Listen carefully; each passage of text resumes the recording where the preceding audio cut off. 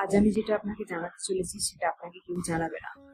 আপনি জানলে অবাক হয়ে যাবেন যে ওবেসিটি কারণে আমাদের শুধু বডিতে ইনফ্লামেশন হয় না, আমাদের ব্রেনেও ইনফ্লামেশন হয়। এবং বর্তমান রিসার্চ বলছে যে 93% মানুষ এখন ব্রেন ইনফ্লামেশনের শিকার। এবং ব্রেন ইনফ্লামেশনের আরেকটা বড় কারণ হচ্ছে ওমেগা 3 ফ্যাটি অ্যাসিডের ডেফিসিয়েন্সি।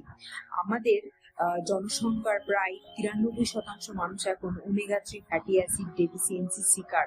তো ওমেগা 3 ফ্যাটি অ্যাসিড আমরা ভাবি যে ওমেগা 3 বডিকে সাপ্লাই দিতে হলে শুধুমাত্র চিয়া সিড, ফ্ল্যাক্স সিডস বা আমরা যে প্ল্যান্ট জাতীয় যত রকমের সিডস আছে সেগুলো থেকে আমরা কি ওমেগা 3 পেয়ে যাবো। হ্যাঁ, আমরা ওমেগা 3 পাই, কিন্তু সেই ওমেগা 3 হচ্ছে ALA, alpha linolenic acid.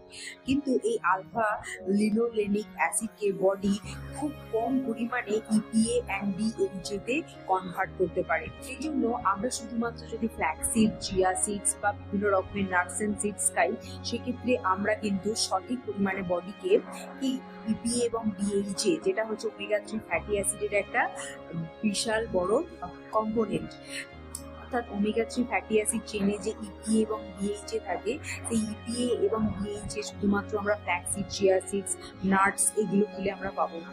EPA এবং DHA বডিকে সাপ্লাই দিতে গেলে আমাদের স্যালমন, সার্ডিংস অর্থাৎ সামুদ্রিক জাতীয় মাছ কনজিউম করতে হবে, এবং বেশি পরিমাণে থাকে স্যালমন, সার্ডিংস জাতীয় মাছের মধ্যে।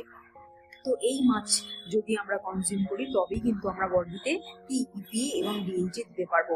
এবং EPA আর DHA যাদের পক্ষে স্যালমন, সার্ডিনস খাওয়া সম্ভব নয়, তারা অবশ্যই সাপ্লিমেন্টেশন করতে পারেন। ওমেগা 3 সাপ্লিমেন্টেশনের মাধ্যমে আপনি যদি বডিকে সঠিক পরিমাণে EPA এবং DHA সাপ্লাই দেন, তাহলে আমরা ওবেসিটিকে প্রতিরোধ করতে পারবো এবং আমাদের ব্রেন ইনফ্লামেশনকে কমাতে পারবো। এবং ব্রেন ইনফ্লামেশন কমানোর সাথে সাথে আমরা নিজেদেরকে অনেক সুস্থ রাখতে পারবো। কিছু কিছু ভিটামিন, মিনারেলস আছে যেগুলো হচ্ছে ফ্যাট সলিউবল ভিটামিন, এবং বডিতে গুড ফ্যাট আমাদের সেল মেমব্রেনকে তৈরি করতে সাহায্য করে। বডি কিন্তু ALA কে খুব কম পরিমাণে EPA এবং DHA কনভার্ট করতে পারে, 1 to 2% পারে। তো সেক্ষেত্রে আমরা প্রতি মুহূর্তে কিন্তু ডেফিসিয়েন্সিতে ভুগছি। তাহলে আপনি নিজে ভাবুন যে আপনি আপনার বডিকে কি দেন। Thank you.